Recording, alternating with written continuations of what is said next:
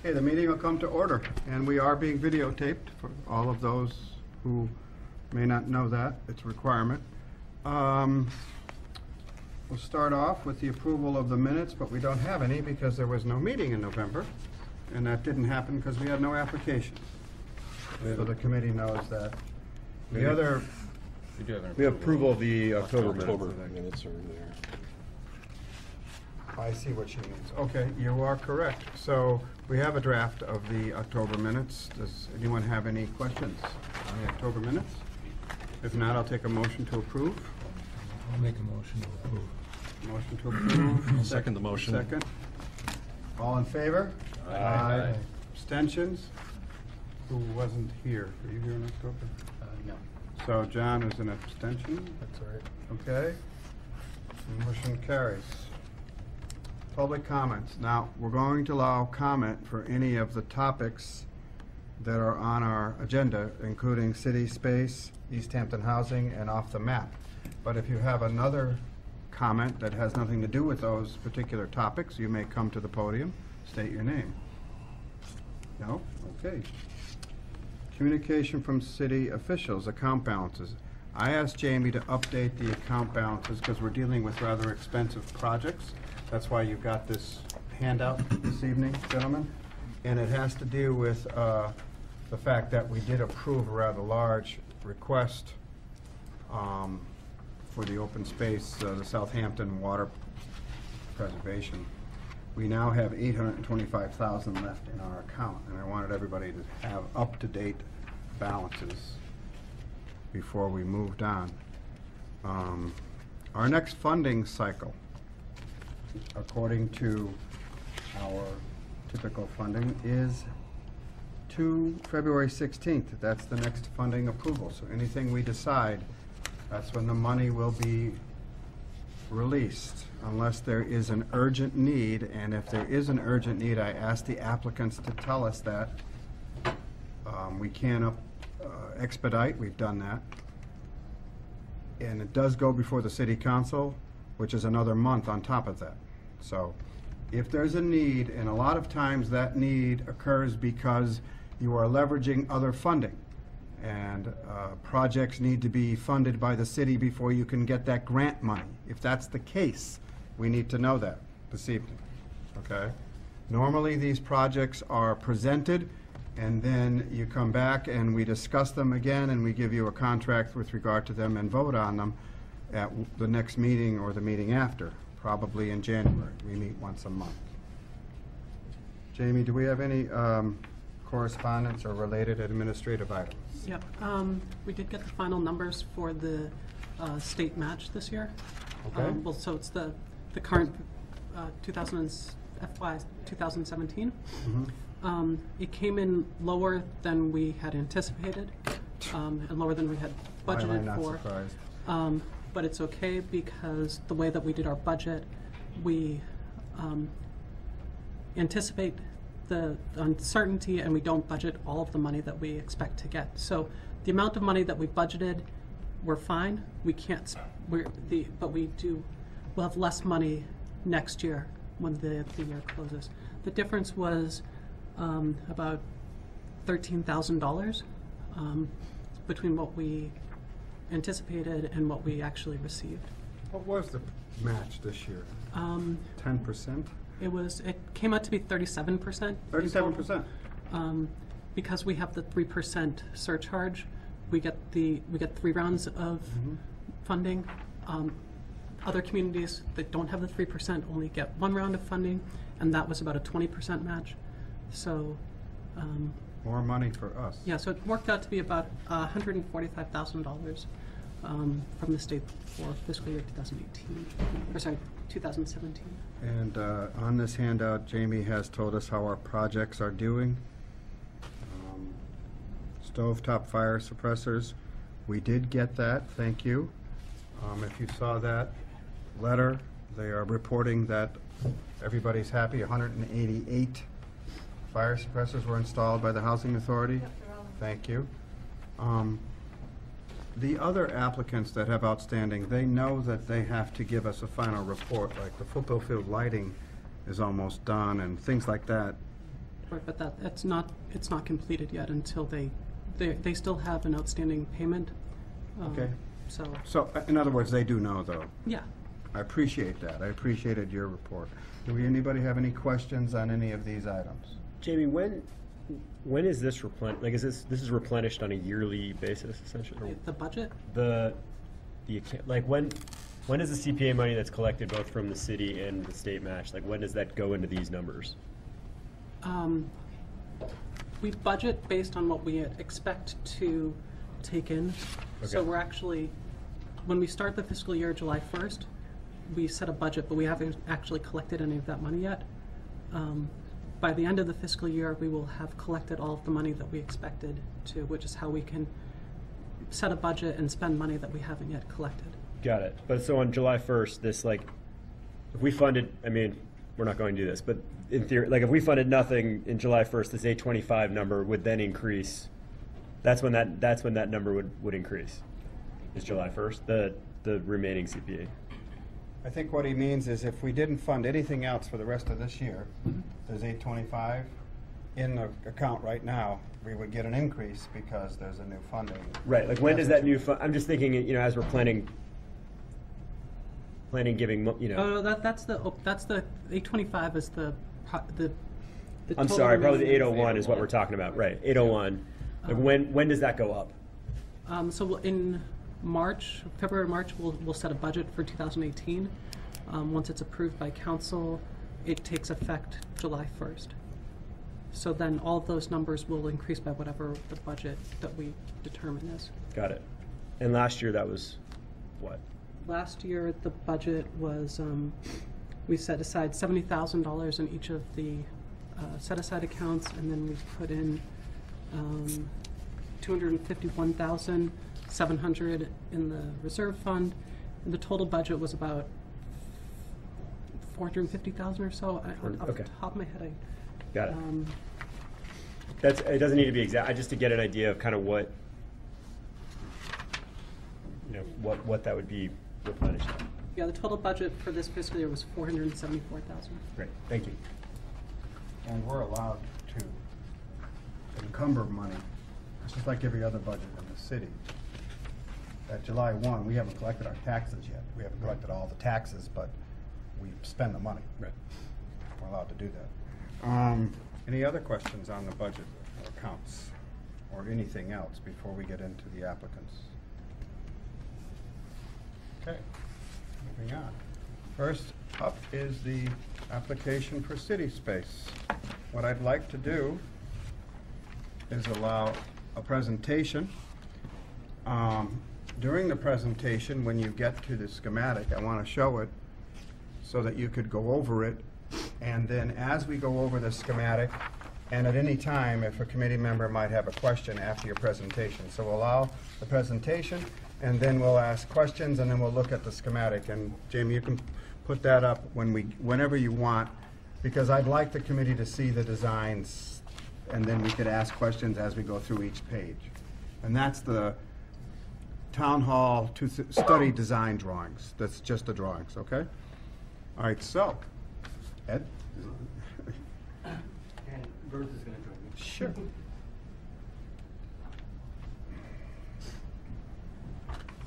Names for the record, then. Hi, I'm Burns Maxey at 86 Williston Avenue, East Hampton, Massachusetts. And Ed Check from 1 Clark Street in East Hampton. And you're the president of And City I Space. am the president of City Space. Burns is the vice president of City Space. Good. We are here tonight because I know some of you and many of you were at a public presentation that we had in November to show the public, we invited the public to show preliminary designs of what we wanted to do with the second floor of Old Town Hall. And thank you for coming. Just a little backup, over the summer we had received a grant to work with an architect, and the architectural firm was Kuhn Riddle from Amherst. And over the summer, we spent the summer, the board spent the summer working on preliminary designs of what we thought could happen with the second floor of Old Town Hall. And it wasn't just a renovation of the old town hall. I mean, it was, but it was also, it became more complicated because it meant installing an elevator. And that was a big deal, and the cost of that. So, so after the summer, then we finally, we spent that money. We spent about $30,000 working with these architects.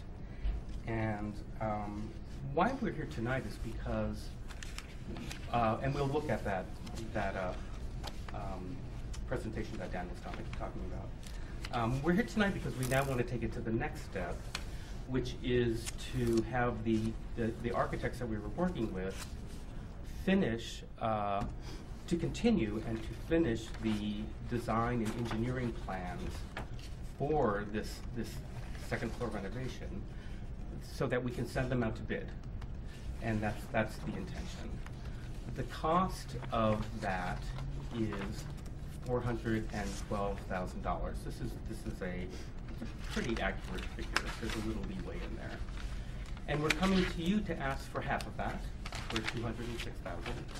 And then we want to match it with another grant that we are applying to for the MCC, a cultural facilities fund, and for the other 206. So that's the total of 412.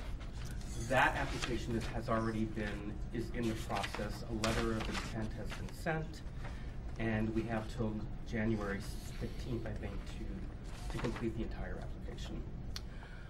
And just a little note on that, in order to apply for that Massachusetts Cultural Council grant, we had to have received 2 previous grants from them, which we did.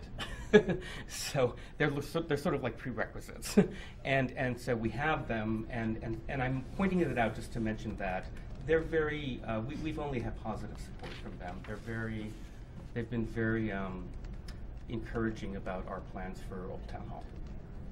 Yeah. Can I just ask Yeah. 2 things? Number one, are you confident that you'd get the grant? Because obviously it's part of this application. Yes. And number 2, remember when I asked about timing, this won't be approved necessarily until February. Does the local funding have to be in place before they accept your application? No. So there's no timing issue? No. Okay, very good, thank you. And it is, you're confident about the grant? Yes. Yeah. Do you want to talk a little bit about it? Sure.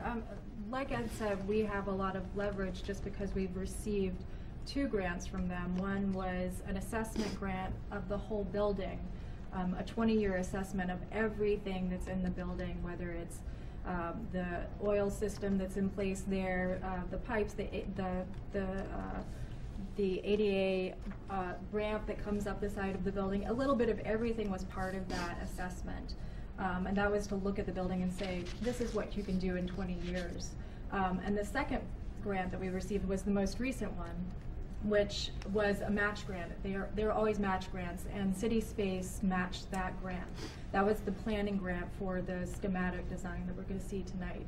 And they really like to see that, that step process. So I think that they'll want to see this happen, and we've heard the support from the MCC. So I'm very confident that we'll be able to receive that funding. Okay. The second grant was called a feasibility assessment, and which is why we had to hire the architect to make sure that what we wanted to do was in fact feasible. Right. And also, I'd like to say that as part of that application, we would like to, say that we are applying for CPA funding, as we are now, to leverage that grant. So it goes both ways. Leverage each other. Exactly. Exactly. So that's the figures, and I know I might be repeating myself for some of you who were at the presentation, but if the committee would like to see. Yeah, I'd like to do that. I have a couple of questions Sure. first for me, and I certainly for the committee. Mm-hmm. This is on the Mass State Registry of Historical Buildings, obviously. Yep. There's no issue with your design. I might ask you, like the elevator, for instance, on the outside of the building. But all of your designs, your schematics have already been through the Historic Commission? Yeah, we had to. We had to go through the Massachusetts Historical Commission to get their approval. And they've approved everything? well, there was, you will see within the designs that we're proposing, one of the issues is that we wanted to get rid of the stage. And so that, we definitely had to go to them to get permission to do that. And so the people came out, we met with them over the summer, they looked underneath the stage, they looked all around, and we did get that approval. There were conditions that we have to meet, and it is in, I believe it's all listed in. I saw it in the In package, the, it's all in, there. in the package that we gave you. But yes, we did have their permission. And also, if I may speak to that, Kuhn Riddle has a long history of working on historic buildings as well as buildings that are used for Center for the Arts, so they have knowledge on both sides. They, as part of their team, or have been working with somebody that has looked at it before we talked to the Historic Commission to say, you know, maybe this isn't the right thing, let me go connect with them and see what they think first before it's submitted. So that, I think, has been really strong, a strong side of working with them, and I think we'll see that again. Mr. Schuman? My question is, how come you didn't go before the East Hampton Historic Commission? Why didn't you include them in this this whole deal? I wasn't aware that we had to, honestly. Isn't that a historic building in East Hampton? If somebody would have pointed that out, I would certainly have gone in front of it. I thought by going in front of the Massachusetts Historical Commission that we were addressing that situation. I'd like John to answer that, but Yeah. from what I understand of the law, when it's on the state registry, and it's Massachusetts State Historic Registry, they have priority. So even if the Historic Commission said, no, we don't want this to happen, which I don't think you would, they still have they're supposed to go there first. That's who they're supposed to contact, Harry. So Is that I don't right? think I didn't know that. All right, so John. But I think that it's still a valid point that what seems like the simplest solution is the East Hampton Historical Commission would like to be informed and be able to offer their support or admonitions for what No, I agree. So No, I agree, and certainly we will do that in the future. I think because some of us were there, it might have been assumed that we were talking, but we were there as Right. private citizens and have not had an official conversation. Right. So if you make an official presentation, Right. it gives us the opportunity to provide an official support. Yeah, I understand, and I agree with you. And I think we would love to have your feedback too. I believe the conversation was had with Kuhn Riddle initially that they would make contact with East Hampton. So I apologize on behalf of City Space, but I think in the future we would love to have that connection and feedback. I think at this point, even though there's design schematics, there's still plenty of room for design input from the Historic Commission. This is my opinion, and I would recommend that you go to their next meeting and ask how they feel about it and present it as well, because I think Mr. Schuman has a good point. However, just to defend you, I think they were trying to do the legal steps, City Space Committee, and I think they did that based on the fact that it's a state historic building. It's not necessarily that they were ignoring East Hampton. They simply had to do the legal steps for the grant purposes, and before they could even go anywhere, the state had to approve it. Yeah, I mean, we learned a lot from our renovation of the lobby. And when we were renovating the lobby, so much of it depended on the Massachusetts Historical Commission. You know, they had to approve everything along the way. And so I guess it was an oversight on our part that this time we went to them directly because we knew we would have to deal with them again. You know. All right, so the elephant in the room is the fact that this is going to cost millions of dollars. Yes. And you're going to probably apply for grants and ask the city to bond or something for the future when it comes through. My biggest thing to say is that although I am certainly in favor of this application, it doesn't guarantee that the whole project will be funded, because that's major money and a major step. But in my mind, these designs don't go away. If we have to hurdle a funding cycle that may even take a year, or whatever it takes, I don't think this is a waste of money.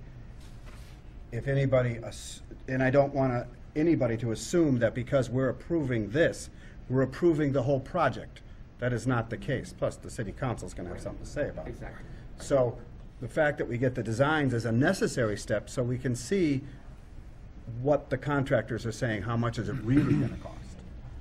I just wanted to put that out there, because I don't want people to think in the public that because we said tonight we're gonna go forward if we, or in the future, whenever we approve this, Right. if we are as a committee, Right. we're not necessarily saying that we approve the whole project. We can't do And I don't- one before the other. And I don't think we're asking for that. I Oh, think- no, you're not, Right. but I'm making sure that the public knows this. Right. That we're simply approving a design, which we have to approve in Right. order to get an idea of what the real cost is. The Exactly. architects, they make pretty accurate, educated guesses of what the cost is, but until you get the contractors out there. As we know. Okay. And I'd No. like to, well, I would also like to address that even if we are awarded this money, it'll take at least a year for the architects to draw up There you go. plans. Okay. And during that time, CitySpace is now starting our plans for a capital campaign, and we are taking the steps to figure out what that means and what we have to do to start a capital campaign. It may mean hiring someone that CitySpace will pay for. And Todd knows a lot more about this. He's been very helpful with us. He works at UMass. And so this is what our next year would be about. Plus grant applications, if there's grants out there. to Other help grant us. applications, tax incentives. We found out there are significant tax incentives if there's a lot of different conditions. And so, it all takes time, it all takes research. And so none of this is going to happen quickly, but we're really chipping away at it. Okay, this is next, this is next. Okay. And right now, coming to you is next in the order of things. Let's go over the schematics. Sounds good. You want Yeah. to present them, Jamie? Do you have them up? Can someone shut a couple of lights off there? Let's talk about the elevator. As you go through these one at a time, if anybody has a question, Well, actually, get rid of that one and turn these on. Wrong way. The wrong way. Yeah, exactly. Keep going. keep No, going. you want to get rid of the one above. One over the, Yeah. is there one you didn't do? Second one. Huh? There you go. Huh? First one? Oh, maybe. Some of them are reversed. Just keep going through them all. There you go. Can you All right. leave on this one? Next, One more for these guys. This is a test jump here. That's leave that one on, great. All right, next, how about the first slide? So my question on the elevator is, why, it's probably cost prohibitive to make that more in keeping with the current facade of the building? Historically, I'm just wondering why is it a, There was no way we could match, There's no way, it cost too the much. 19th century architecture of. But the Mass Historical people asked you to have it finished in a certain, Yeah, I mean, and we were matching color of brick and things Right. like that. And one of the reasons it's pushed back like that is so that it is actually, we're preserving what the front elevation of the building is. And by tucking the actual shaft of the elevator back is to sort of make it less obtrusive, I mean, you're dealing with an elevator, so. We've gone through many studies of trying to put the elevator inside the building, and none of them worked. It really didn't. And for the record, this elevator has 5 floors that it stops on. Between getting to, because of codes, from the basement to the balcony of the second floor, there are actually 5 different stops. okay? And one of the elevator design, there were actually a couple that were interior that we looked at were taking away from the recent renovations. Exactly. And we wanted to obviously be cognizant of that since we just went through that process. And being on the left-hand side versus the right-hand side, it's next to a building that is a business versus a residence. So we're being, we're recognizing the use of space and people coming in and out of it. So it really is the best fit for the building. I'm sorry, I just had to ask, because somebody would ask. Absolutely. Yeah. I mean, a lot of it meant if we put it in the lobby, we would have to get rid of one of the grand staircases. Oh my God, yeah. So it was very tricky of its placement. Okay. Thank you. Any other questions on this slide? Next slide. This is the basement? This is the second floor, and you're looking at a plan. Mhm. This is just a drawing of what is currently there. Okay. And as you walk up the steps, you come into this grand room. And the dashed lines are the stage. And what's going to be removed? And yes, exactly. I have a big question. Up in the corner, it says remove and salvage existing windows for storage and display. I'm surprised they let you do that. Because that's where the elevator is. Oh, that one right there. It's only that one. Oh, Yeah. misunderstood. It It says windows. And that was one that, There's two side by side, so. Yeah. Okay, good. So that was one of the conditions, that we would have to save the window, and if we can't somehow display it somewhere else, we would do that. Is there a thought, no, this is me being a theater guy, Yeah. of covering the windows for like events where we want blackness inside? Yeah, there's a whole shutter system, which you'll see. Okay, good. Yeah. All right, I didn't see that. Okay, Yeah. thank you. Anybody else on this, in the next drawing? Keep going. That one, that's the one I'm on. Okay. And this is? That's the basement. This is just showing the elevator plan, and next to the basement, which is the first stop. Okay. Next one? This would be street level. You would come, currently, I don't, if you remember, there's a bus stop there. And what we're showing is the reconfiguration of that area, where we would have to move the bus stop over a little bit so we can have our little entranceway to the elevator. It actually also readdresses the handicap walkway that's on that side of the building, which is very problematic, right, in its current state. So if you were to, from street level, go into the elevator, you have your options of walking up those steps to the main lobby or getting into the elevator, and that would take you to the main lobby, which would be the second stop. Okay. Well, actually, the third stop. Any The questions? street level is the second stop. The lobby is the third stop. Any questions, committee, on this one? So the first stop is the basement? Yeah. Because you have to. Okay. And the fourth stop is the actual performance space, and we call it the Grand Assembly Room. One of there's no, what's frustrating about Old Town Hall is that there is actually no storage room. It's just a big open room.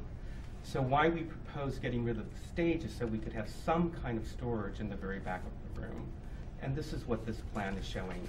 We had to address the restroom issues for this floor, so you have the women's and men's rooms on each corner, because that's where the current plumbing is. We have an office. We thought we really needed an office for city space. Then there are steps that can lead to storage that's above those offices. There is a green room, and then in front of all those offices there are storage for all of this seating. This whole, basically the room it's sort of like a black box, not really, but it's designed that it can be flexible, so that you can put the stage anywhere or you can put the seats anywhere. So that storage space was designed in a way that can, if you wanted to fold it all up, you could store it in there. Any thought of kitchen support for any kind of event that might need it? We have a little kitchenette in the green room. But that's, I'm talking about catering services, that wouldn't happen, huh? Was there any? Well, we did talk a lot about that, but that would open, like, let's say there was a reception for something and people wanted to serve food. But it opens up a whole other area of needs that we just thought we couldn't accommodate. I don't know if you wanted to say anything more about that. It's not a concern of mine, I was just curious if it was discussed. Oh, absolutely. And the Absolutely. cost prohibitive, Yeah, or it yeah. would take up too much space away from the performance space and things Yeah, like we that? just, I mean, to get a kitchen in there, and I mean, an industrial kitchen, and that can hold, refrigeration and everything for 100 or 200 people. It just, That's too much. It was too much. It was too much, and we were trying just to get the performance space going. It's primarily a performance and event space. Yeah, and it's a rental space. It would be a rental space. Okay. Any questions on this one, on the end What's there? the estimated seating? Right now, I believe it's 250 It is. That's the capacity of the room, or is that the seating? seating. Seated. So the room capacity is more than that, with You could staff put- and actors. You could and- put more people in the balcony if you wanted to. Okay, Yep. all right. That's pretty good size, I think. It is. Excellent. Okay, next. You're saying the storage collapses? or something? This little storage, I'm gonna point to it. Go, if you wanna go back. Go back one, Dan. No, this doesn't collapse. This is actually the proscenium of the theater, and this projects out from it because we had to keep that wall. The Mass Historical Society said we had to keep that wall. So this is just storage for all of this stuff that can go in. Yeah, everything collapses onto, Yeah. You were saying the stage could be moved, though. Oh, yeah. But those walls where that frame the storage area there are immovable. Everything, Right. everything, all the seats are movable, all of this is movable. You could set up the stage over here and do here. You could take it all away, and if somebody wanted to bring in round tables or a but the caterer- storage walls are permanent, is his question. Yeah. They are Yeah. permanent. And do you foresee storage for all the chairs and all, I mean, is that And for the where stage things would itself. fold up and be stored, if Yes. needed. tables and? They could actually fit I mean, everything in there, huh? You know, so many, in the performing arts, the needs of each performing art are so different because, for example, the needs of a dance concert, where you may want more space, floor space, versus the needs of a chamber orchestra are so different. So there had to be storage space to get rid of some of these things if they weren't needed in the room. Oh, yeah, that's why I'm asking. Yeah. Because I figure there are events where you don't want all those chairs. Exactly. And I'm curious if that's Or if you wanted a smaller house. sufficient storage space Sure. for And stowing the- away all The the architects chairs that you do need. did look at racks and sort of the placement and how it would fit into the space, and so it would fit in the storage area. And the front area of the storage area could also be used as a projection screen area. Exactly. So if we wanted to have movies in the space or some sort of projection as part of an event. Is there backup storage beyond that would that be the basement, or is there other storage space? That staircase that's in the very center of the back wall. Yep. What would be the top of all those offices would be the storage. That's another storage space. There's another floor above this. Yeah. Balcony floor. Yeah, it's storage. It's not really, Mhm. because you're getting into what would be the peak of the. I think the next slide may show it. It does show it, yeah. Attic storage. Yeah, that's where it says attic storage, right? So that looks like a large space. You're not gonna carry heavy platforms up there, but you might be carrying other things. Exactly. Okay. An elevation of the elevator again from the north side of the building. Terracotta rain screen. It's interesting. I like the copper roofs. Any other questions, guys, on these pictures? I have a question.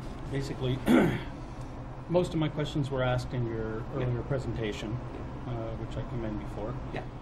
I just, in hearing what we were discussing about storage, wanted to ask if you had assessed the ability of the elevator to act as a utility elevator or a cargo elevator as well. There's Yeah.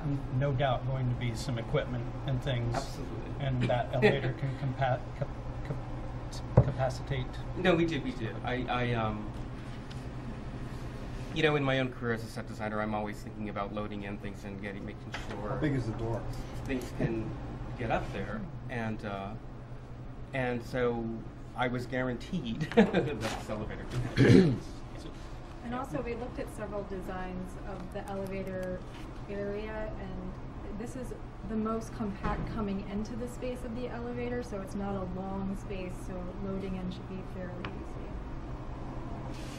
Does that make sense? Yeah. Although, just for the record, it is glass. It's a short glass hallway, right? Yes.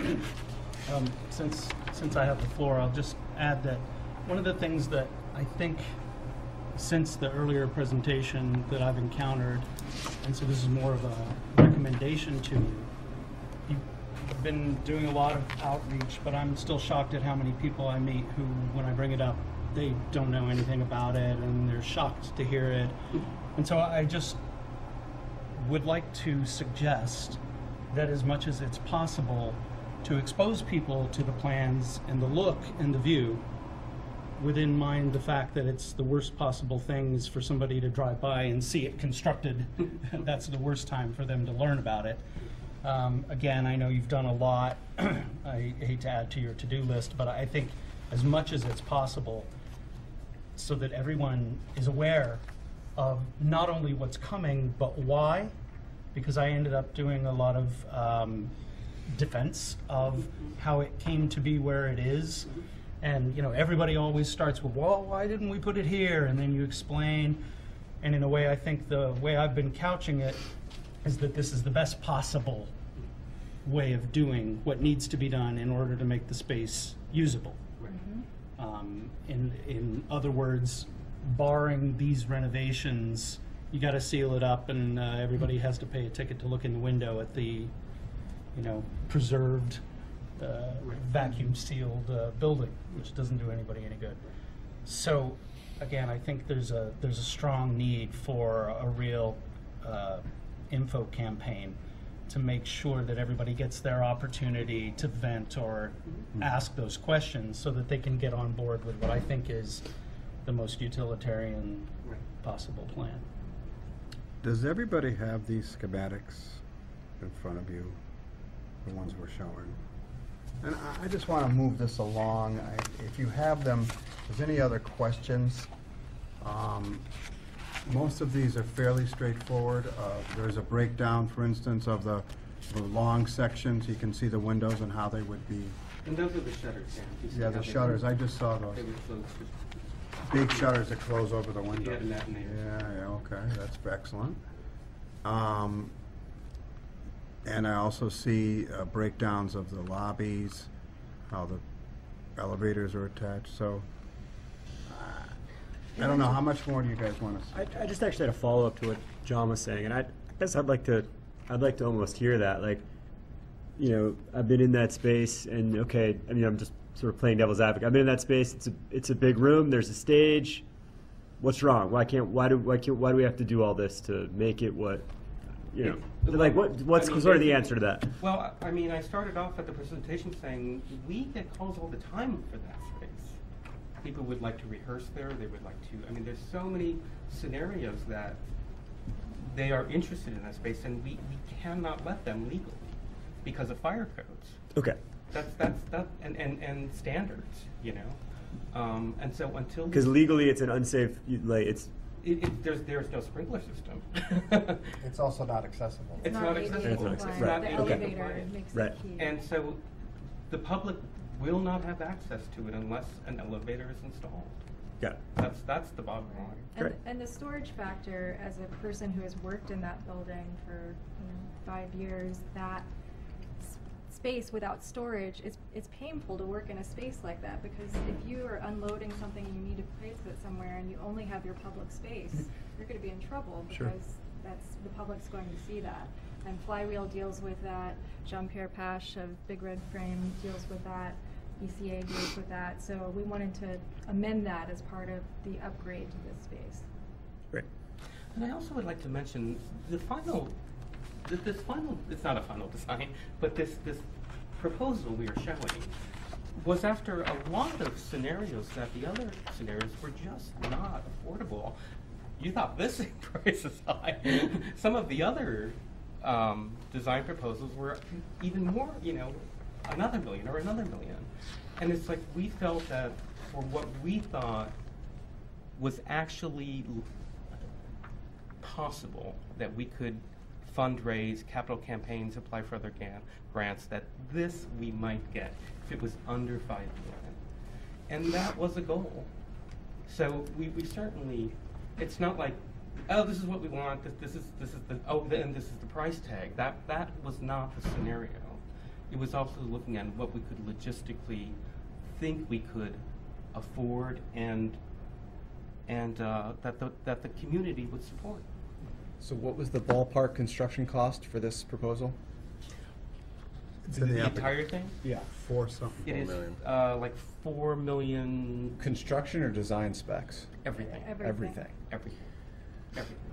Right now, the money we are here asking for is just for drawing. Yep.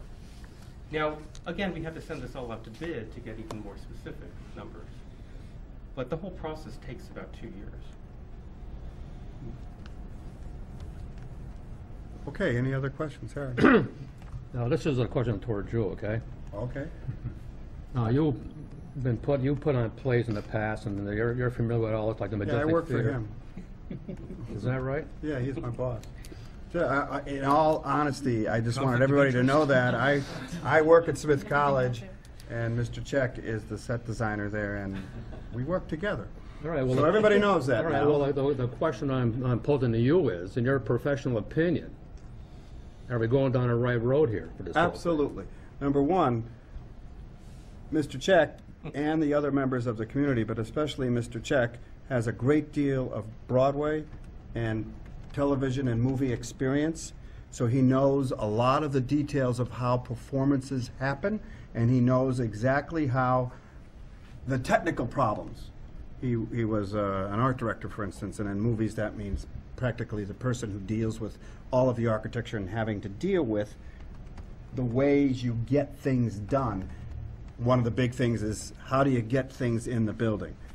And I believe that one of the things that they all worked on was what does this community need, and how can this small community have a space that can be used and would be an economic boon for the city if performances could happen and not be so grandiose as to be too expensive. It will have, as I've studied it, lighting support, it'll have sound support, and it obviously has open space, so that's so very flexible. One of the things that modern theater uses is what he referred to as a black box, is open space, so that you can change it depending on each space. And I believe it will be rented quite a bit, and it will bring in people to our community. It'll continue to develop our community as an art-friendly community. And I have to say that I really feel, I am a huge proponent of this, but I also think it's good for the community. I'm not doing it just because I'm a theater guy. Go So ahead. then I have a question actually sort of with your other hat on, as far as, you talked about this, it's going to come before the city council again, and I mean, obviously it's a $4 million, plus $1 million project. Would the money that the CPA might be approving, could that come from other funds? Like, you know what I mean? Like, there's other things that come here and we're able to fund the whole thing, or we're funding with one match and the whole project's done. Since this is only such a small piece of this, Okay. could that be? What's out there, which I would propose, and which I believe the city is looking at, is bonding. Any project of this nature the city would take on would be bonded. Now, what does that mean for the CPA? If they're doing a capital campaign.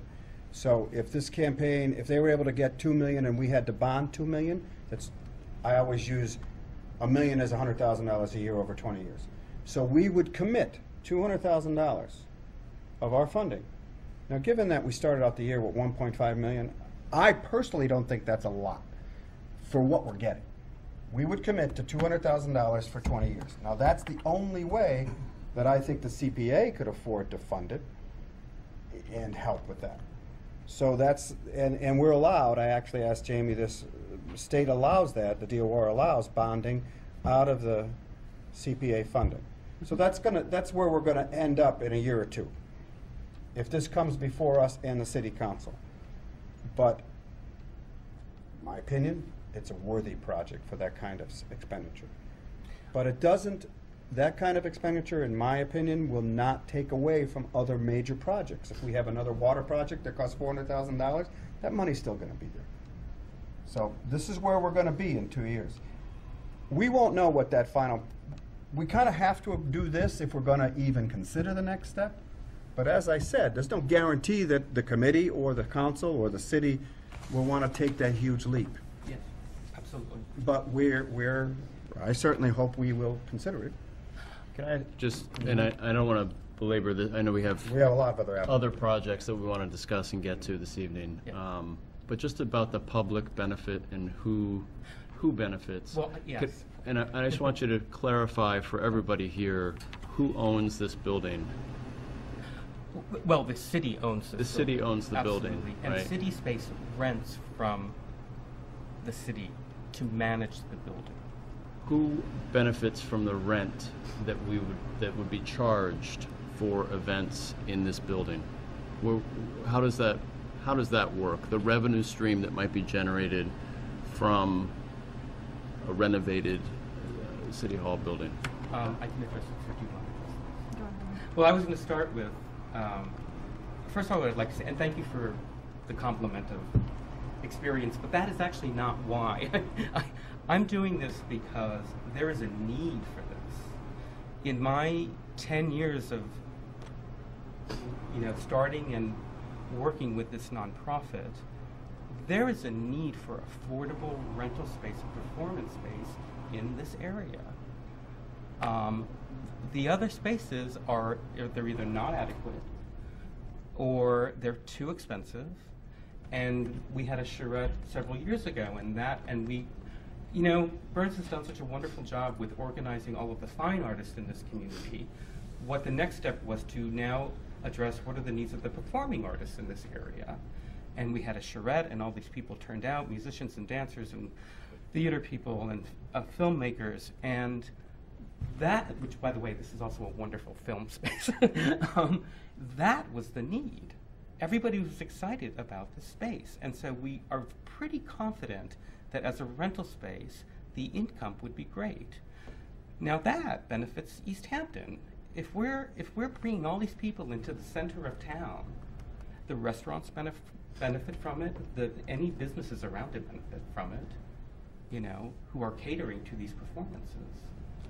So, does that answer your question? The revenue stream, he wanted that. Yeah. So it kind of answers the question, but I guess just to the point, to be precise for the record, the revenue stream and the rental income that's generated would go to city space. Yes. Correct. For the continued. Does any of that come back to the city? Well, I think we're doing the city a favor by dealing with the maintenance of this historic building. I just wanted to be sort of clear Yeah, for everybody here Yeah. what the business model essentially is. Yeah, it would all go back into the building. The city essentially contracts with you to manage this building, which the Right. city owns. Right. Right. Right. So, and you would be renting out, and I think you've done a fabulous job. Well, yeah, but- And well, and today- I would like to see it Right. personally. I would like to see it continue. Right. But you're a private nonprofit that the city contracts with, Right. who would be receiving the benefit of the revenue stream internally, Absolutely. and then there would be broader benefits to the community at large from having this venue Yes. in the city. Yes. You do pay a rent to the city. We do pay a Currently, rent to the city. their city is getting rent. That charrette that happened several years ago, when people came to, we were talking about two things. We were talking about the Old Town Hall as a potential performing arts space and performing arts throughout the city. And people really wanted to see that size of a performance space happen in this city, and that, like you said, in this region, it really isn't available as an affordable space. There was another organization that was looking to going into the space, and it just wasn't the right fit at the time. So City Space stepped up and said, okay, we're going to do this. And that was sort of the beginning steps of these most recent renovations that have happened, including the lighting of the Old Town Hall and the first floor lobby renovations that the CPA helped to make happen. So I think it's the next step. So if we could be renting this out to another space, but in some ways it's the next step for the organization's history to take on the performing arts themselves within the space, not just the maintenance of the building. Yeah, Go ahead. I have one follow-up question, I guess, which has to do with it's just an interesting relationship that the city has with this building, with City Space. And some of this is probably going to be worked out in real time as the project progresses and then it becomes a live space to be used. But it is interesting to sort of think about how you prioritize public access to this building, because it is a city-owned building, and the city may have its own preferences and priorities for how that space gets used. And City Space may have its own preferences and priorities for scheduling that space. And it just may be something that will align hopefully it aligns all the time, but it also, you know, it's you're the manager, the city owns the space. Right. So some of these questions may be sort of in the future as we go down the road. That's all I want to say. I think of it as And- a beautiful relationship, actually. Yeah. The city and I think city it's- space have worked I think very it's well. hugely beneficial The for the city community. doesn't really have the, the time and the staff to maintain and write the grants for this building. So we as a volunteer board are coming up to step up to the plate and say, we want to see this happen. And the city has said, we want to see this happen. So I understand what you're saying. It's Maybe in the mutually future beneficial. it wouldn't, Absolutely. there would be a conflict, but I can't imagine that happening in the city, just because that groundwork has been laid down. And I think we're going to keep working together on this. I want to, John, you had a question, and then I have a statement, but then I'd like to get this done soon, so. So real quickly, I was just going to suggest that to stave off some of the questions people might have about what they as townspeople are getting for the money are the records of expenditures related to the maintenance and upkeep of the building publicly accessible. They have to be. So where would we find those? For the, So it costs money to upkeep the building, Right. which is part of what the city gets from city space. I mean, I can't answer for the mayor. I know that the city has utility bills on the building. They pay electricity, they pay for heating, and I would imagine they are. Oh, yeah, they're all accessible. I think what you're. So what is you're- that what you? What I'm understanding, I think, is the rent you pay. Yes, Pays to the city, but the city still maintains the building, yes. okay? Yes, Does that and help? there's some Yes. maintenance that we do and some maintenance that the city does. So there's, for example, a leaking pipe in the basement, the city will handle that because we don't rent the basement. However, the tenants currently pay for maintenance of snow removal on the front, so we take care of that. And cleaning of the building. Yeah. And, So- and I think, so go ahead. I guess my point is that the more people know about those things, the more they'll feel they've gotten bang for their buck. And Absolutely. I was just going to say, back to Greg's question about the revenue stream, if this comes to fruition, you're going to have a huge operational expense that increases exponentially. You're going to have a manager, you're going to have a maintenance person, you're going to have a lighting expert, or they're hired per show. But all of the revenue that you get in from rent will pay for that because you're a nonprofit. I mean, you will still pay rent, and I don't know whether the city will increase the rent, but you'll still pay rent to the city, but you'll be maintaining the spaces that you lease, this being one of them. Am I correct on all that? You are correct, and a lot of that negotiation is within, I mean, we're negotiating right now between what is in the lease between city space and the city. And an example of that is, who does landscaping? You mentioned a few things. And there's a number of different issues, so it's not like, we don't do anything without contacting the mayor. Well, yeah, because they own the building. Right. Not only do they own the building, they also rent out the tower to, And because city T-Mobile. space, city space is a city committee, No. well, you're not a city we're committee. we're a nonprofit. Nonprofit is separate, okay. Right. But you would not hide your expenses to the public if they wanted to know. I would be happy to share the expenses. No, Just saying that. I was thinking you were a committee of the city, which meant you follow state law, but obviously the more open you are, the better, especially with a project of this size. Yeah. Absolutely. Yeah. Any other questions on this particular presentation? I'm sorry, I just got one. No, you can keep, I mean- hey, it's a big project. Over here. Will part of this, I apologize, Sue, will part of this review or the money, is there anything gonna be done regarding like parking or access to parking to people when you're having an event? Will they be doing some sort of study with that also? Because Well- I'm thinking that when you have an event, there isn't a lot of parking in that area. Yeah, we I hope know to. nothing you can do really, but. No, but we do hope to approach the neighborhood and especially the banks and see if evening performances, they might be willing to have Yeah, some I kind of forgot about the negotiation that we bank. can use their parking lot. East Hampton Savings has already approved some of that at They're pretty occasion. good about that. I forgot about East Lawrence, Hampton being yeah. on the street, that's true. Yeah. Okay, I'll shut up. It is certainly a discussion. Yeah. Any Now, other- that came up too, as we did the study. And I want to tell the committee that former Mayor Tosnick is on the committee. City Space Board. So he has, I'm sure, helped them with all of the things that he knows. He was instrumental at the high school construction. It was a $40 million project, so I think he's a benefit. He, he has been instrumental with, as an advisor to us. Yes. You know, and now that he's on He's been board. through the bidding process, he's been through all of this. Absolutely. Absolutely. When Any we have, other we have a questions? strong team here. We have Steve Bear and Todd Chabor and I'm Sean sure you have a lot Fairfax, of good people. and people that are bringing a lot of different things to the table. And then many others, Carol Abbey Smith and Marcia Morrison, and I could go on. So the bios are in there. You can see there's a strong background, and they're committed to seeing this happen. Good. So I know you say you don't want to approve the next round, but you know we're all committed to making this happen. All I can say is, of course I do, but it's a guarantee that I cannot give. I understand. But I want the community to know, because there's going to be the question, did you just approve a $4 million project? No, we did not. We approved study that had to happen. It's a step process, so. But that space is just sitting there. There's Yeah, nothing oh, happening absolutely. to it, and we should be using it. We were talking about this 20 years ago when I first came on the Exactly, council. and it has been sitting there empty for 20 years. So that's what's kind of. At least they got rid of the asbestos. All right. This is true. Any other questions on this project? So here's the deal. The next time we meet in January, what date is that, Jamie? Do you have that date?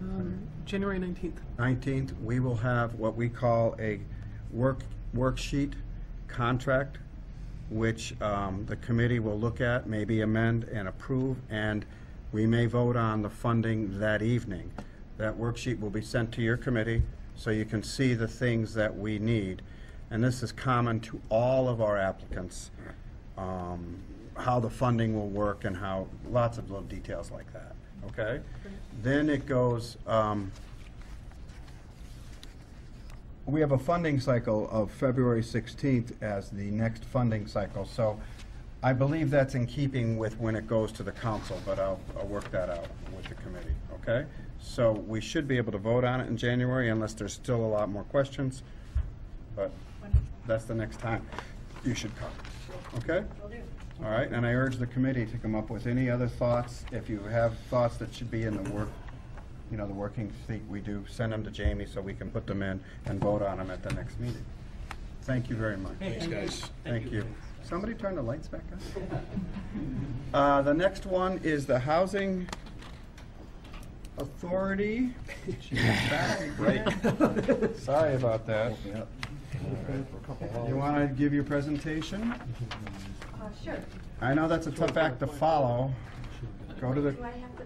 yes, you do. It's the only way we can get you on film, sorry. Oh, This is a public committee, so. Okay. What we're asking for is we have a laundry room that's adjacent to the community room at Cliffview Manor.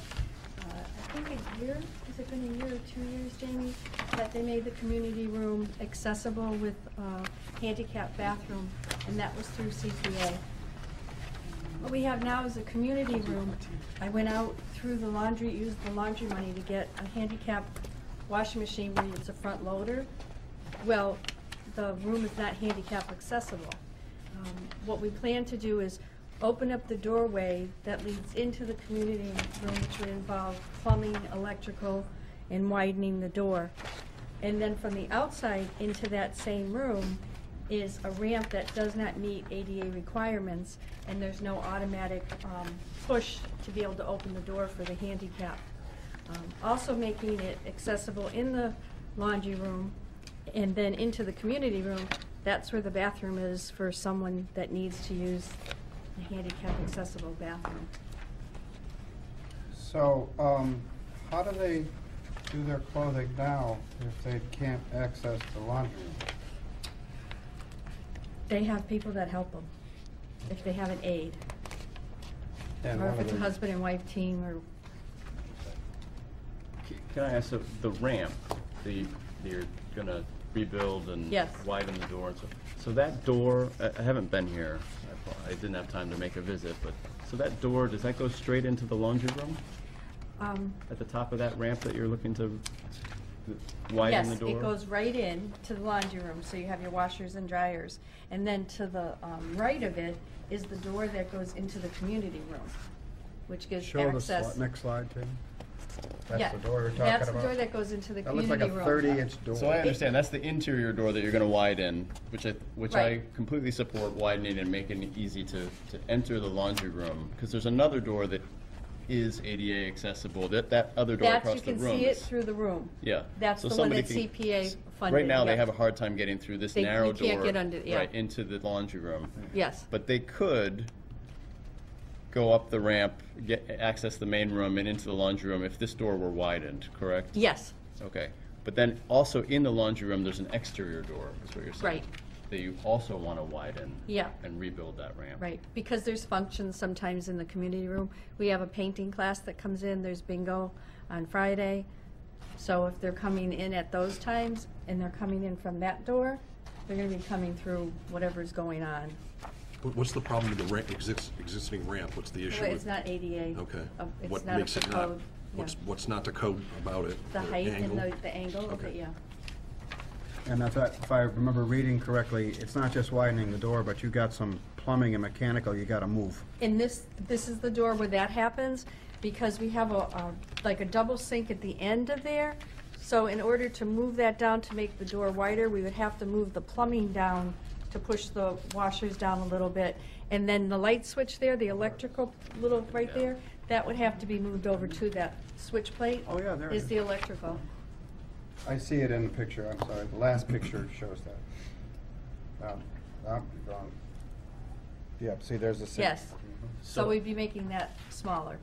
I'm going to make the crazy assumption that the majority of this $70,000 application has to do with tearing out the old concrete ramp and putting a new ramp in and widening the exterior door, not actually the interior No, it work, would still right? be some of the plumbing and electrical inside too.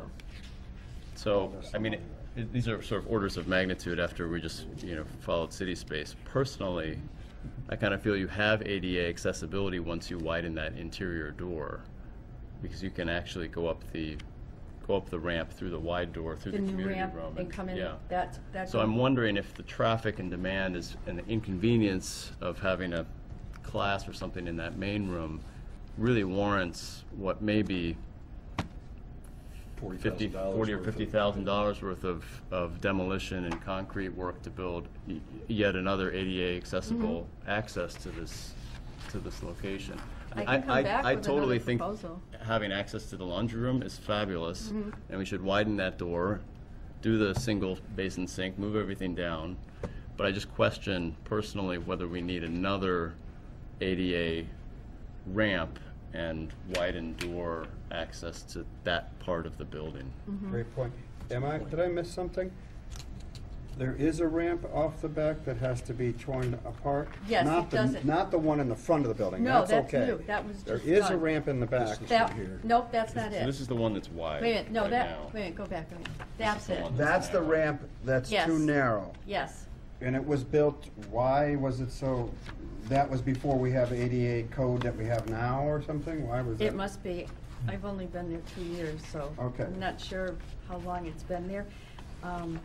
Does any of this renovation you're doing ignite an ADA issue? In other words, if you're gonna do that, you have to do this. I know mean to have an sometimes, if you're gonna have a exterior major door? renovation, sometimes you have, law clicks in that you have to do it. I wouldn't think so because they have one like you don't have to have more than one, I don't believe, right? They don't all have to be, you have one and to be ADA accessible. I think that, fine. I like Greg's point on that because I think having another door just because there's an event is an inconvenience, but I think you just have to schedule your laundry time correctly. right. And right now, the fact that they do it with a helper, I think that's too bad. They should be able to, it's better for their, psychologically, that they're on their own, they can handle going in. But I think doing it around the events, I mean, you don't have that many events that they can't do their laundry, so. Do you want me to get 2 different quotes either way? Yeah. I guess Or to if we have just that did split. Yeah, Or if if you we can just just did the other one? If you just have him break down the existing quote by cost, because he's basically got everything broken down here, there's just no numbers next to it. Okay. Yeah, let's just keep, I like that, but make it very clear that there's one quote for doing the doorway and moving Right. that, and then another quote which includes the ramp. Okay? Okay. I Is can that do okay with the committee? And get it back to you before your next meeting? Is there Yeah, a we'll need to see it timeframe? at the next meeting, and then Okay. if it's, that, then we would probably meet in February and vote on it. And that door, can a wheelchair fit through that door? Or no? Not that narrow one. That's the non-ADA. I know it's the non-ADA approved ramp, but I'm wondering whether, even if that's not an approved ramp, if a wheelchair fits through. I'm just Let me curious. find out for sure. But I think if you made that door ADA compliant, you would have to make the ramp. Could God help us if there was an accident? No, you do, you couldn't not do the Door's ramp. gonna- Couldn't, door's you gonna couldn't rail do the just rails the if door you and the want ramp it, if that was your I'm not thought. proposing that. I guess I'm just on a practical level wondering if a wheelchair fits through. That's all. Your project intends to widen that door, is that right or no? That's the other part. The part with the ramp would widen that door. The door that's being widened is the inside door. That door would not So be part of changed your- with the ramp. Part of your proposal is not to widen that door?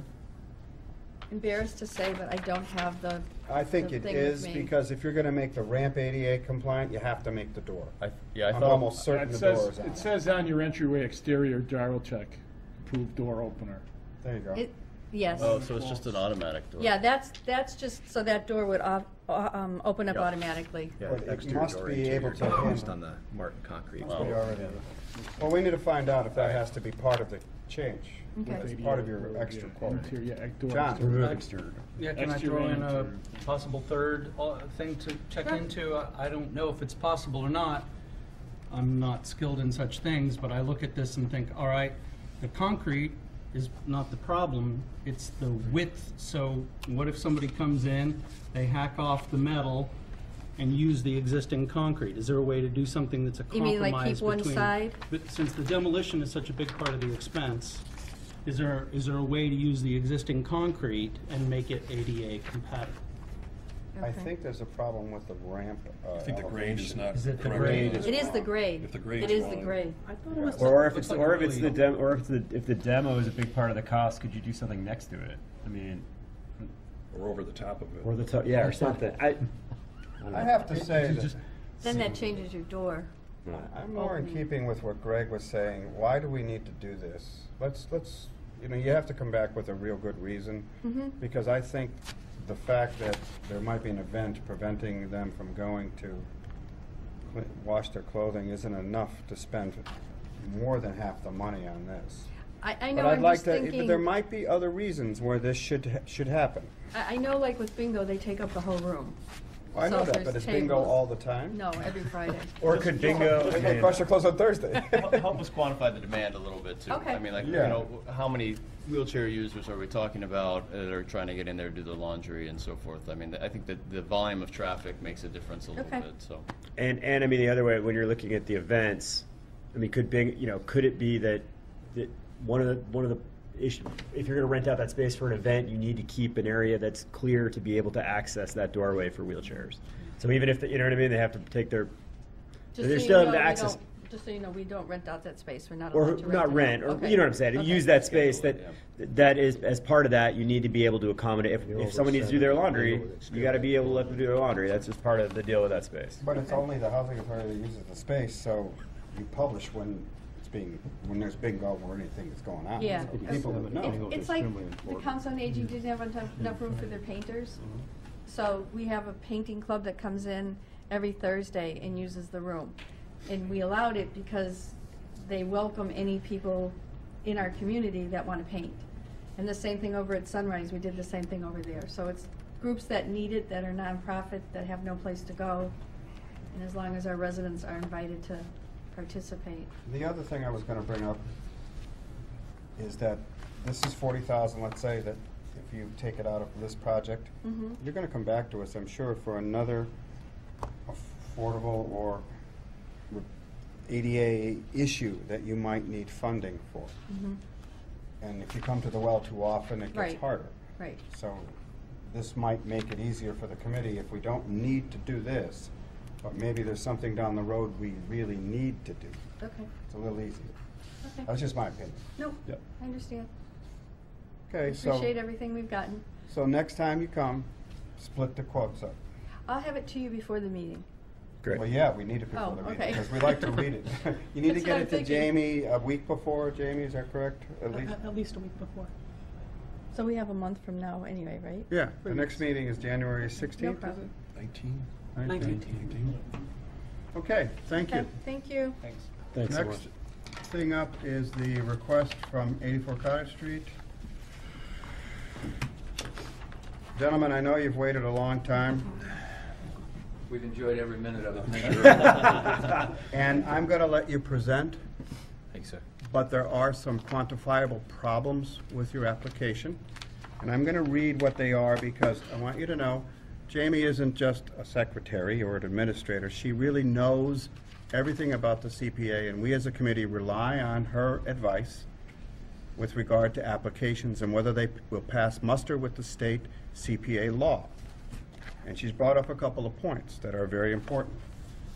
You're applying based on the historical nature of the building, but it is not on the state register. So it is absolute to this committee that you go before John's committee, the Historic Commission, and they need to investigate whether they'll put it on the city's register of historic buildings. Okay? Yes, sir. Am I correct, John? And that is an absolute before we can even entertain your proposal. I'm not going to stop you from presenting this evening, except that that has to happen. And if the Historic Commission says no, we're out of luck. Thank you. Second thing is that she brings up, which I think is very important, is that if it is applied, the public use of it, one of the things that's important since you're a private entity is how will the public use it and benefit from it. And one of the things you might consider is what's known as a preservation restriction, which if you decide to sell it after you've done all this, it follows the deed. So the next person can't tear up the building because it's not on the deed. Now that is a public, if the commission says it is a building worth preserving and we want to see it renovated, et cetera, that's a suggestion because public benefit is a huge component of the CPA. The other thing she brings up, which you might have already known, is the applicant needs to provide documentation that the improvements comply with the standards for rehabilitation stated in the United States Secretary of the Interior Standards for the Treatment of Historic Properties codified in 36 CFR Part 68. She can help you with that. And is the money for the improvements that have already been completed, or is this for future work? These are things that you need to answer in the next application. Yes, sir. So I'm not speaking for the committee, I'm speaking as a chair and with Jamie, especially the fact that you need to have historic, it needs to be designated historic building by at least our city Yes, sir. committee, okay? Thank you. Before they go on, does that make sense to all of you that this is important? Because I thought it was. Jamie brought these up and I think they're important. Good. So go for it. Tell us where you Offer want. one thing to Jamie first. Can you just, sorry, let's say your names for the Yeah, record. my name's Steve Sanderson. I'm one of the owners of Off the Map Studios, now at 84 Cottage Street. And I'm Gabe Ripley, also an owner off the map in East Hampton. So, thank you for your concerns. Mr. Bruner, I had talked to Mr. Mike, Wezek. Yeah, sorry. Just this afternoon, and had asked to be added to your agenda for January. So we will be in front of the Historic Commission, East Hampton Historic Commission, and on their agenda in January, and we look forward to that. Also, I just passed out, I know I didn't have this earlier, but something from 1987 from the East Hampton Historical Commission, just just stating some historical significance of the building that I wanted to share with the committee. So, I don't know, I realize that this committee probably knows more about this building and has more institutional knowledge of it than I do, and I realize that. But what we do know is that we love the building, and we actively searched out and talked to the current owner about buying this building. It was not on the market. We wanted to be there.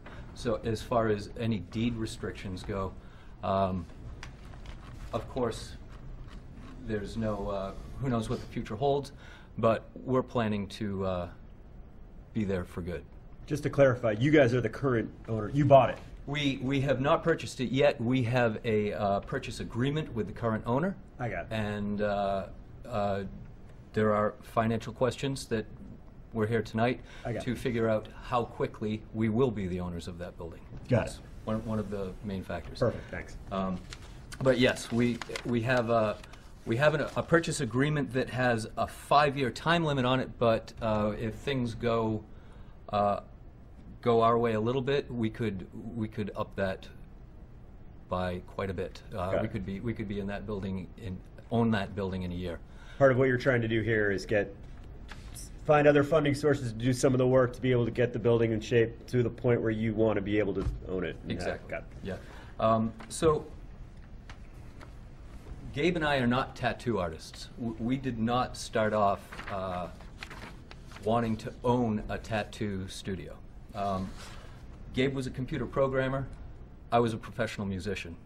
We met 15 to 20 years ago, and he was working with a tattoo artist in his hometown of Brantford, and we got together and realized I had a pretty good thing going on with the music. I was producing myself, I was touring, and he was a programmer, and we realized that we could develop tools to promote artists. So our background has always been in educating artists how to promote themselves and how to market themselves. And because of his relationship with tattoo artists, over the years it became apparent to us that we should own a tattoo studio and have a home base where we can help artists promote themselves. Tattoo artists are artists. They are painters. They're involved in the community. They're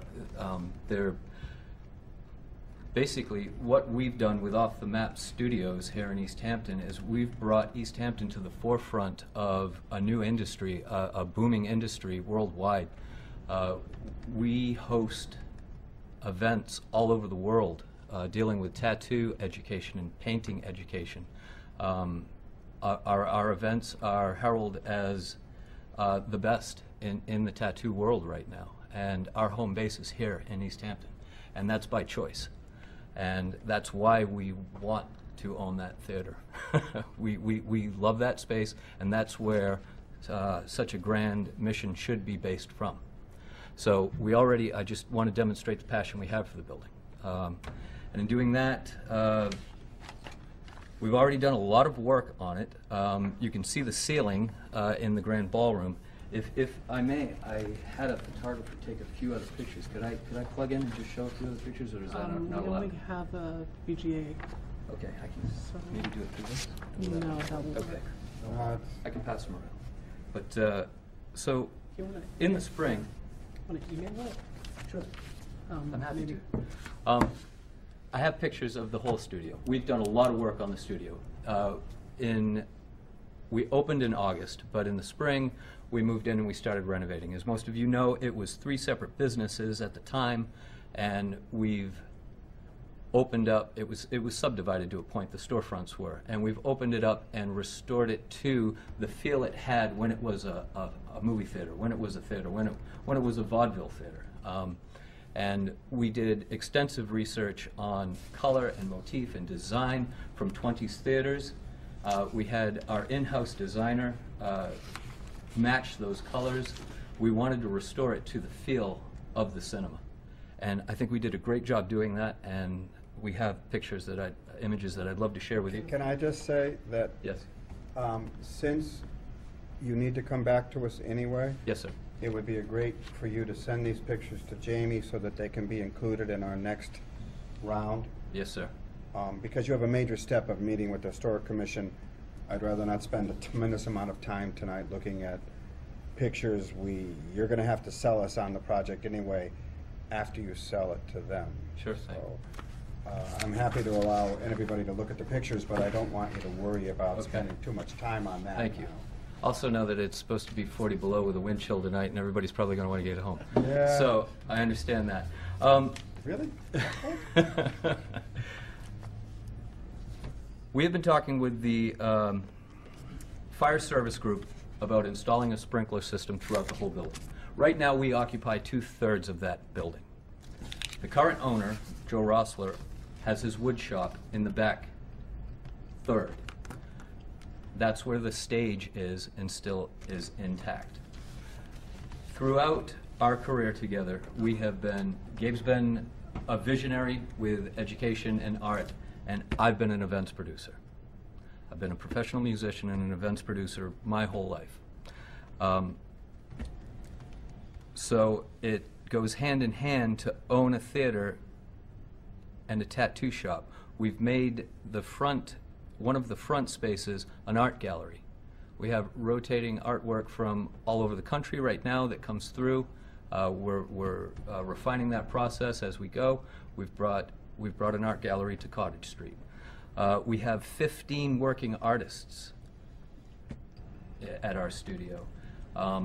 We've been in business for 11 years, and no less than 20 artists have moved to East Hampton from all over the world to work at our studio. People come from all over the region, all over the world to get tattooed and to come to events at our studio. One of the reasons we wanted to have a larger studio is that we could host more of these worldwide events here in East Hampton. So we want to be part of the creative economy here. We already are. We want to enhance that and grow it. When we opened the studio, we built a relatively small stage in the gallery where the main ceiling is right now, and we've had private events right up until the City of East Hampton granted us a liquor license and an entertainment license. Saturday we had our first holiday and 11th anniversary party. It was well attended, and we had a full band holiday special on the stage. It looked like it was reminiscent of a 70s, 80s holiday Christmas special, holiday special on television, and we webcast it.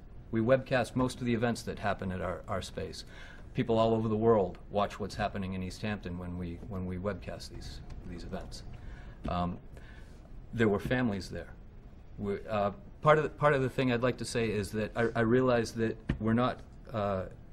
we may not be designated historic yet, but we can demonstrate community benefit. And that's what I'd really like to emphasize tonight. The community benefit is enormous.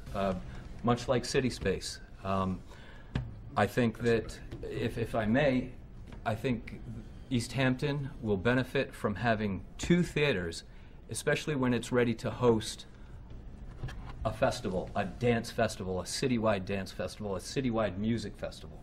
I think we'll work hand in hand together, and we'll be able to bring theater and dance from all over the world at the same time and have a weekend of it. And I think I'm excited about what City Space is doing. I just want to make a comment, which Sure. is that, and I'm not sure really everybody here on the committee is aware, but Off the Map is not a typical tattoo parlor in that their reputation extends far beyond East Hampton. And I mean, you alluded to this before, but you're kind of putting East Hampton on the map for when it comes to the kind of like tattoo art and the sort of events and so forth that you guys have been doing over the years. I've been sort of a fan of just the work that you guys have been doing. So anyhow, I just wanted to say that it's not just like a tattoo shop that is just here in East Hampton. I think people are aware of Off the Map well beyond Western Massachusetts even, and potentially you would be able to draw interest in people and have events that would be more than just for East Hampton residents, but bringing outsiders into the city and into that Cottage Street area. Yes. So anyhow, I just wanted to throw that out there. Absolutely, Mr. Rowland. Before we moved into the theater, we outgrew our space at 112 Cottage Street. We had to rent space in the Button Building and open a second studio because we were bringing in artists and people, and we create these art events where a certain, say it's color black and gray together, and we bring artists from all over the world, and we bring people from all over the world to come and celebrate and learn from these artists, and they're week-long events.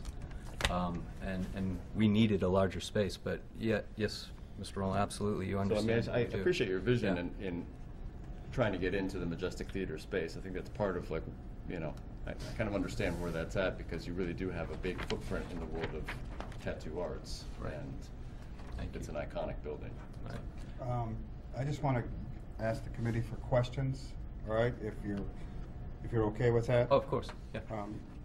Just because you brought up city space, it's interesting, right? I mean, we have, you know, sort of two proposals related to theaters in the city Yeah. tonight. Like, what? I mean, I sort of can intuit somewhat how they'd be used differently, but Yeah. I'd love to hear kind of because it makes, okay, if there's a festival going on where you'd use both, but like, Yeah. what would be the difference in the draw, and also just capacity, if you could say that, like. Capacity. This part of the reason we're standing before you tonight is to increase our capacity. Without a fire suppressant system, we're extremely limited to legally how many people we can have in the building. Safely, we could have quite a few, more than we're legally allowed to at the moment. We're working directly with the East Hampton Fire Department. We have crash bars, safety crash bars on all the doors, and everything except the full sprinkler system in place, which would open us up to a much larger capacity. At the moment, before we buy the building, we could go well over 100. Once we purchase the building and secure the backspace, 300-400, depending on use. But And would there be? I mean, I assume at the movie theater there was permanent seating. Is there? Would there be? 800 seats at It the was time. 800. Yeah. Wow. And so, in that, would there be any? I mean, is there permanent? Is there seating there now, or It's all no? gone. It's all gone. Yeah. So you'd be bringing in seating and doing whatever. Yeah, more temporary seating. We see a definite an open plan for the back space when we get to that. Got it. I definitely see a lot of music there, a lot of seminars, a lot of educational talks using that space. Are you primarily asking the CPA to fund the fire suppressant system in order to preserve the building against fire? Yes, sir. Safety and I have to admit, I didn't really read it as carefully as I could have, but is that clear in your Absolutely, documentation, yes. that that's your primary reason? we're asking, we're requesting from the committee the balance of the fire suppressant system, which we have paid $15,000 on it, which goes along with the $105,000 we've already invested into the building on other things, and to bring a fire suppressant system throughout the building is another $102,000, and that's not including a city hookup, which would be about another $10,000, which we were. That's important. And one of the main points is your normal fire suppressant system, your normal sprinkler system would cover that ceiling up. It would be hanging from that ceiling and running lines all the way down and branching out. We want to have it inset inside the ceiling and not Excellent. destroy or block the ceiling with it. And that's one of the main Why reasons. reason it costs more? Yes, sir. Any other questions from the committee? One of the things that's unusual, well, there are a lot of things that are unusual about your application, to be honest, and may be problematic in the long run, but the fact that you don't own the building and that the owner is not present here tonight, in my mind, is slightly problematic. And I don't know where the owner stands on this, but it may be helpful in the long run, you know, after you go through Historic Commission and so forth, to really have the owner be a part of this process also.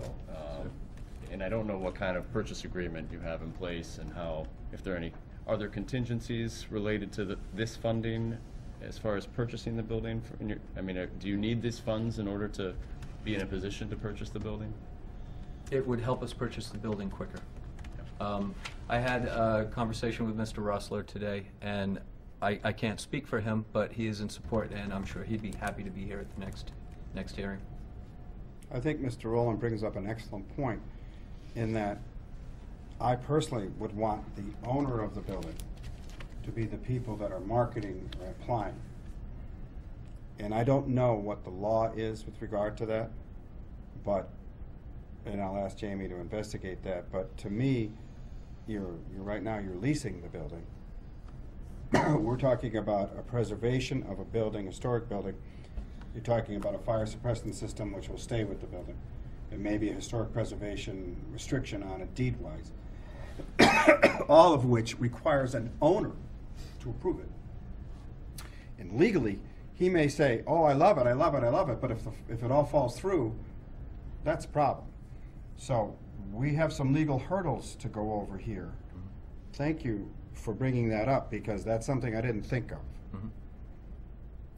That may be very problematic, not just a historic preservation issue, but the ownership of the building. I feel like it might not be unprecedented. I don't know, that's what we're talking about. Jamie's gonna answer I just want to say, there's no CPA regulations saying that the committee cannot give money to Lessee. a leasee or anything like that, but it does become problematic where if a conservation, historic preservation restriction was the public benefit, that could only be given by the owner in exchange for money, or by, so that a tenant can't negotiate things that they don't currently own. Right.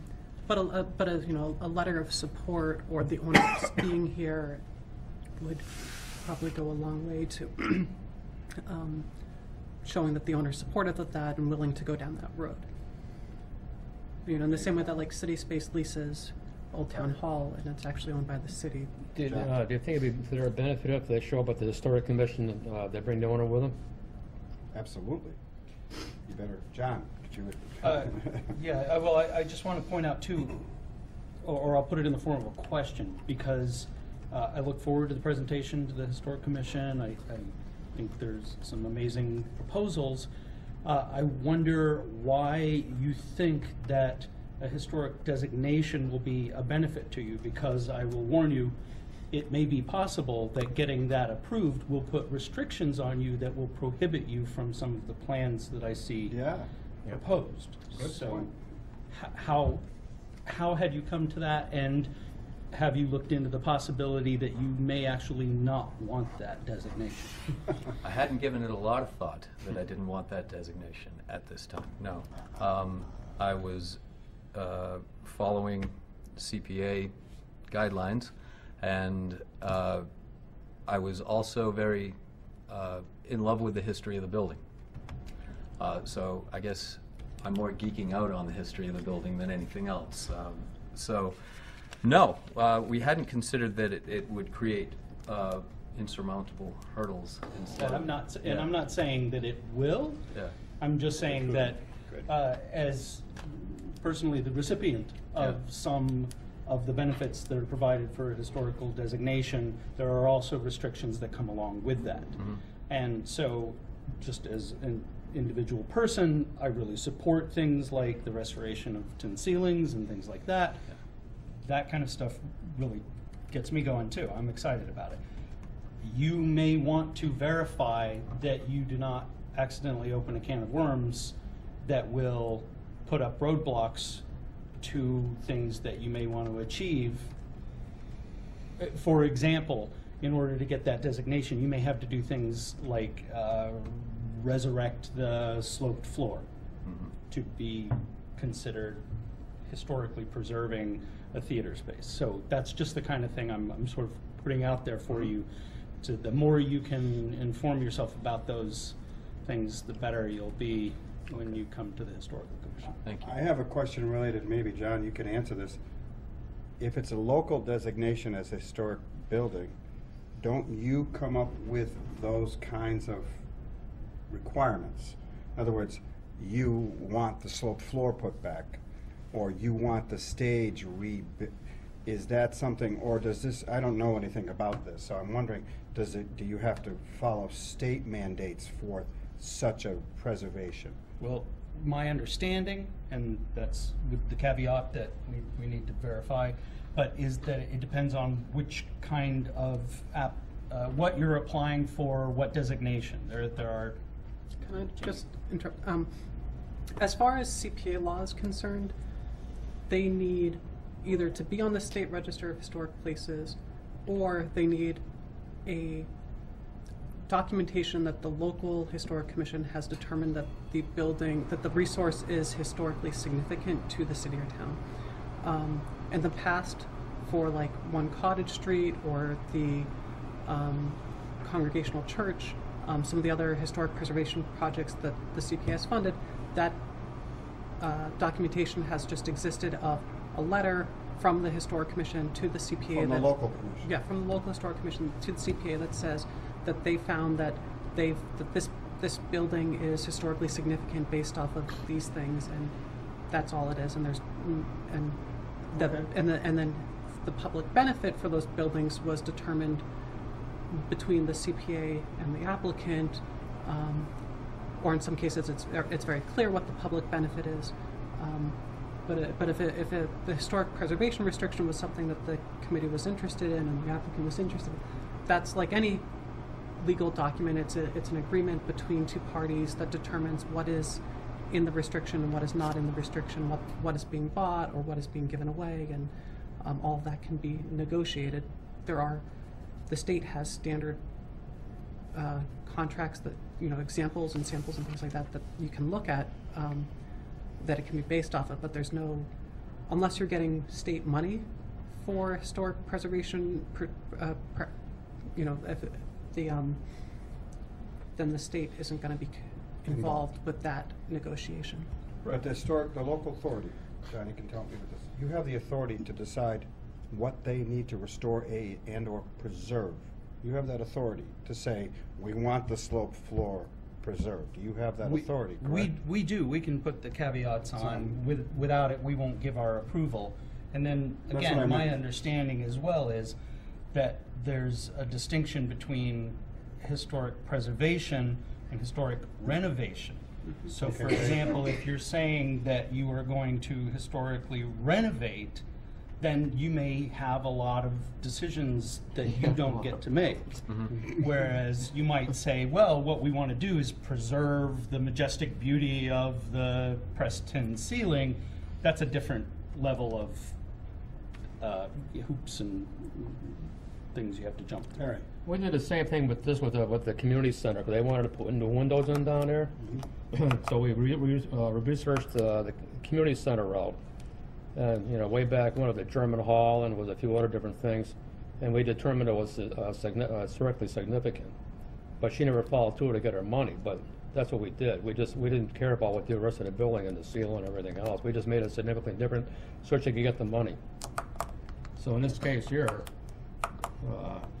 this is a real bag of worms. If they decide to go down to that historic thing and they got to start doing everything else historic, they could run to a lot of cash. So unfortunately, we've opened a worm. I think John brings up a good point, because I know, like, City Space had to go through the state and beg them to let them take the stage away, which is... May I say something? Yeah, come on up. I think their intentions are wonderful. Right. And both of our missions actually are very similar, of supporting the arts and the creative arts in this community. I'm a neighbor off the map in their world space.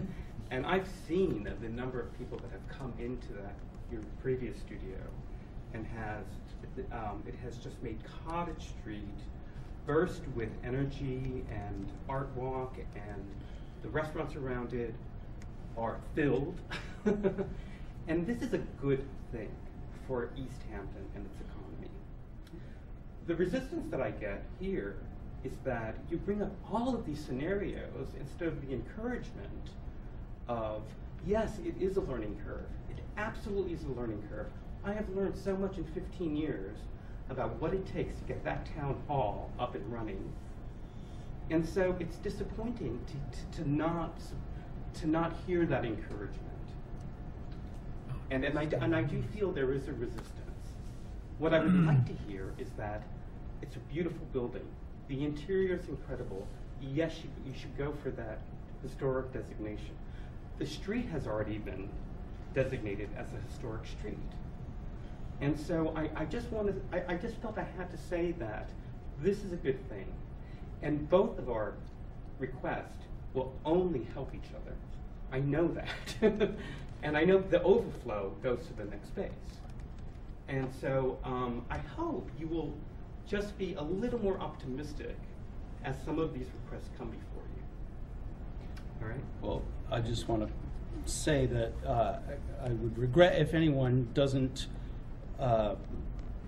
conceive of the general enthusiasm that I have personally, but I'm also always trying to, I think somebody said recently to me, under promise and over deliver. And in a way, in my mind, what I've turned that into in my official capacity is let me put the scare out there and all the obstacles so that once you overcome them, I can stand back and promote to the world how excellent you've done and overcome all the hurdles. So it's not a lack of enthusiasm or support. Right. On the contrary, again, having had people do something similar for me, in a way, my hope is that it's a heads up about some of the difficulties that you might run into so that you're well armed to tackle them. And that point is taken, but in my experience is that these commissions want to help you. Oh yeah, but I know, like, Let's just be clear here, though. This is not an economic development Right. committee. Right. So we are not tasked with economic development for East Hampton. The Community Preservation Act is very sort of clear in its parameters. And I fully support economic development here in East Hampton, and I fully support the arts and the presence of arts in East Hampton. But so I just want to put that out there that, you know, our mission as a committee and the public dollars that come from the Community Preservation Act are not economic development dollars. Well, what I was saying is when you say, or anyone says, you may be opening up a can of worms, you know what, that's, Right. I think that's wrong, frankly. well, poor choice of words on my part then, because Yeah. all Well, I'm that's trying that- to indicate is yeah. that in order to see this happen, because I'll state publicly for the record that as an individual person, so far, and actually everyone who comes to the table, my default position is, okay, I support you.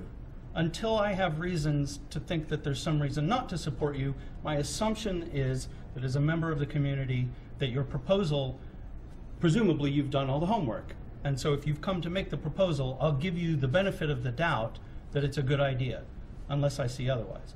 So my choice of words may have been poor, but the intention is to see you succeed. And if anything, my hope is that anything that I said is only an indicator of some of the things that you might want to have under your belt before coming to groups and committees who I know, I can definitely speak for this group as people who are very seriously dedicated to being able to look any member of the East Hampton community in the eye and say, we have guarded your dollars. We have taken very seriously the concern of the taxpayers' money and how it's spent in the CPA committee, if I may say. Agreed. Thank you very much. And all of the, I just wanted to, on that note, say that, you know, I want to support this business. Off the Map is an internationally known organization, and hopefully we'll be doing everything to keep you here. Personally, I guess I want City Space and Off the Map to know that I don't want to speak for everybody here, but I personally am really grateful that both your organizations are doing what you're doing here in town, and that you're located in East Hampton. I think it's important for East Hampton. I just want you to know that we are the CPA committee, and we do what the CPA committee does. Exactly. and all of those comments that I made at the beginning, they're purely administrative because we cannot skip steps that other applicants who are requiring historic preservation as a method of getting CPA funds are required to do.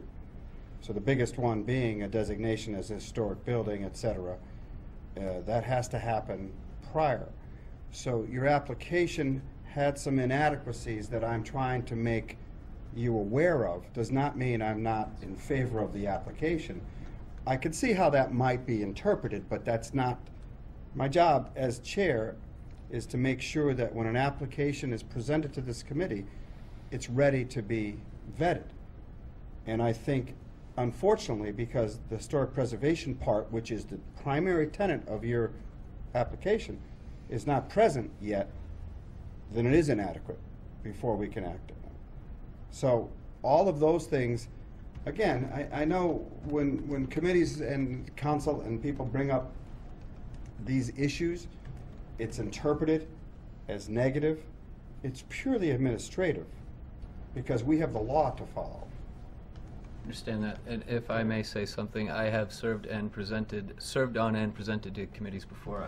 I completely understand your job and what is required here, and fully support it. I think we'd like to move forward and talk to the Historic Commission and find out, come before your committee on your agenda and find out where we go. With the language from Jamie, it sounds as if we need you to signify call it significantly historical, and let's explore that, right? Jamie, is that exactly what it said? Yeah, of historical significance, and we'll go from there. So I would love to come back and present again and come back with more findings if the committee. I think in your January meeting, you should have, provided you have this historic preservation settled, that would be the time to come in with as much detail as you can as to what the public benefit and everything else I brought up, that she will, again, present to you as things that the committee needs. Again, administratively. Okay? And to me, personally, I like the notion, if we're going to preserve a building, that it's deed restricted, so that if you decide you need to go to a bigger space because you've expanded wonderfully and you need to sell the building, we've spent taxpayer monies to preserve that space.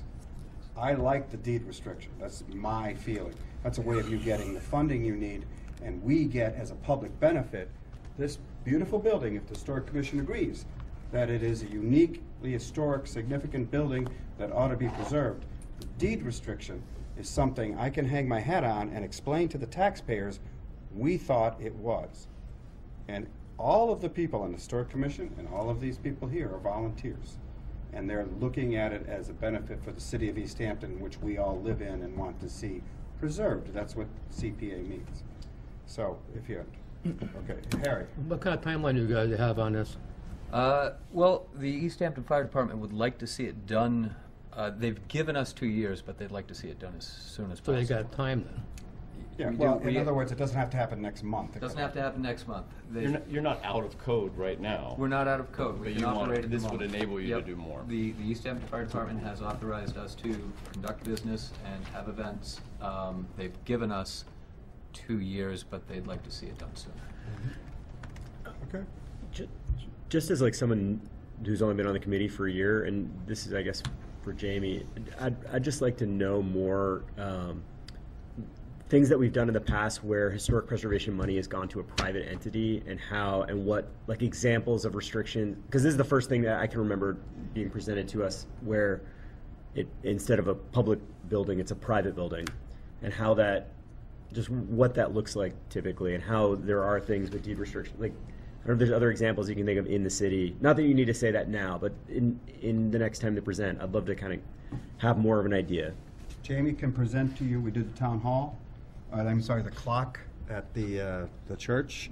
There's a number of places that are privately owned buildings in which we've allowed, the local historic commission has approved us spending money on them. So Jamie, if you would present those as examples of where a private entity has received CPA funds because of historic designation to the committee. I will be happy to go through the records and see what I can find. That'd be great. A lot of the information, what I have started, when I started here in 2012, things that happened before I started working, I don't have very good complete And records. I'm not asking for like an exhaustive, just an example of like, I'll look you know. into it and see what I can find, but I'm think just we did. giving a little warning now Yeah, that it for may sure. not be mine. I'm not trying to burn, you know, and I'm not trying to put undue burden. Just to, and especially like beyond that, then how is the public, the good for the public protected, you know, beyond the giving of money? We have two that are recent. One is the Riverside, what's the building downtown Yep. that we did the The windows for? one Cottage Street. Right, and we did the clock. Well, and the church, clock, right? the clock is actually a city conveyance. The city owns the clock. Oh, we own the building? I forgot. No, no, We we own the don't, we clock. don't own the building, we own the clock. That's right. Which is this weird, which becomes really complicated. Okay. Maybe we should own the ceiling. No, I'm just kidding. Well, but that is what the preservation restriction does.